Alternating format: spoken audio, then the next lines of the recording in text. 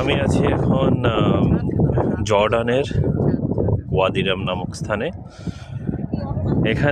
এখানে যে কথাটি আপনাদেরকে বলতে চাচ্ছি, এখানে আমি এখন একটি ট্রেন স্টেশনে আছি। এখানে ট্রেনগুলো এখানে বিকল অবস্থায় আছে।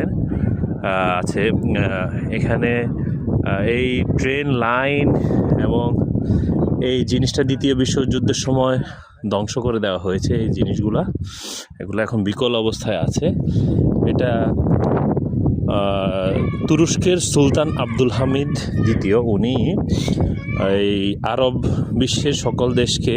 মহাদেশের সকল দেশকে একত্রিত করার জন্য, মানে তাদের যাতায়াত ব্যবস্থার জন্য এই ট্রেন লাইনটি করা হয়। এবং এই সব অঞ্চল থেকে মানুষ মক্কাতে হজ করার জন্য এই ট্রেনটি এই পথটি ব্যবহার করতেন। তো এটা দ্বিতীয় বিশ্বযুদ্ধের সময় এটাকে ধ্বংস করে দেওয়া হয়। এখন এগুলো শুধুমাত্র জাস্ট রং করে বা ইয়ে করে রাখা হয়েছে মানুষ দেখার জন্য। এগুলো সব বিকল অবস্থায় পড়ে আছে। এখানে আপনাদেরকে দেখানোর চেষ্টা করছি। দেখেন আগের দিনের সেই ট্রেনের চাকাগুলা।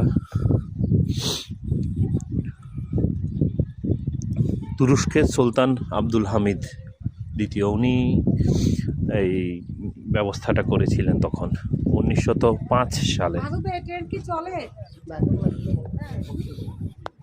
এগুলো এখন বিকল অবস্থায় আছে, চলে না। না না